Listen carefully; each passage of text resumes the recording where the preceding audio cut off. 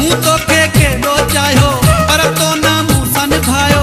मुंहिंजी दुआ सां मौला तोखे काथे पहुचायो। मूं जहिड़े माण्हू खे रोवारे वएं पंहिंजी औकात ॾेखारे वएं। पंहिंजी औकात ॾेखारे वएं।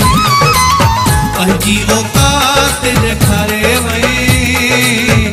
पंहिंजी औकात ॾेखारे वएं। मूं तोखे केॾो चाहियो पर तो न मूंसां निभायो। मुंहिंजी दुआ सां मौला तोखे काथे पहुचायो। मूं जहिड़े माण्हू खे रोवारे वएं पंहिंजी औकात ॾेखारे वएं। पंहिंजी औकात ॾेखारे वएं। पंहिंजी औकात ॾेखारे वएं। पंहिंजी औकात ॾेखारे वएं।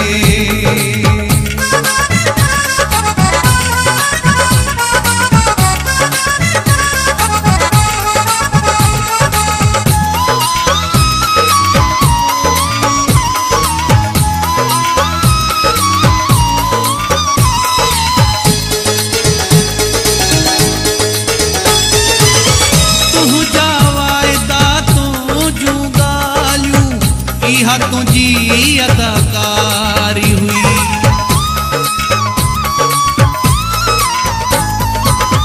तुंहिंजा वाइदा तुंहिंजूं ॻाल्हियूं इहा तुंहिंजी अदाकारी हुई। मुंहिंजे अॻियां रोवणो तड़ेपणो इहा तुंहिंजी फनकारी हुई। ड्रामो तो वाजो रचायो मूंखे तो चरियो बणायो। मुंहिंजी दुआ सां मौला तोखे काथे पहुचायो। मूं जहिड़े माण्हू खे रोवारे वएं पंहिंजी औकात ॾेखारे वएं। पंहिंजी औकात ॾेखारे वएं। पंहिंजी औकात ॾेखारे वएं।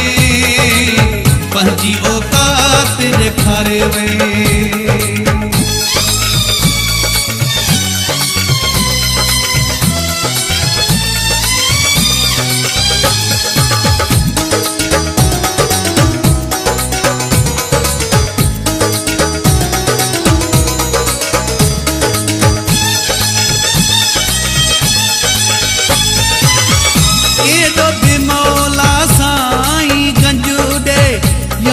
गरीब न छॾे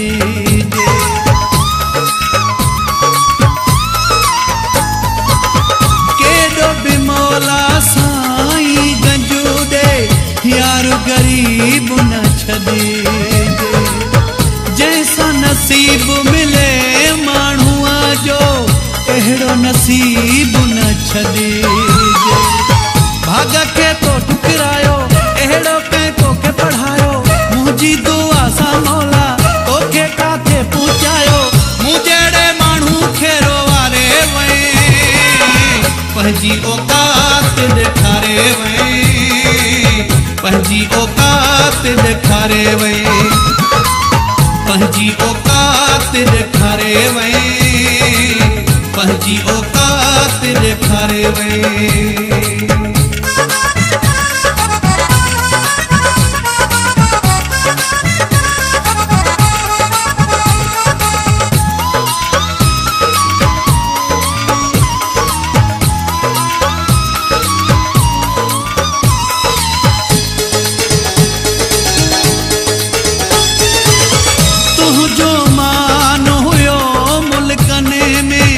इज़त तोखे नारासाई।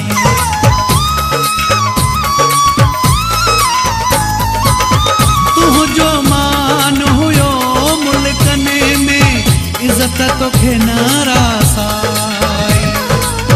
कदुर तोखे इहो हाणे थींदो चाहो मुमताज़ मौलाई। तकबर तोखे मारायो तोखे न सम्झ में आयो। मुंहिंजी दुआ सां मौला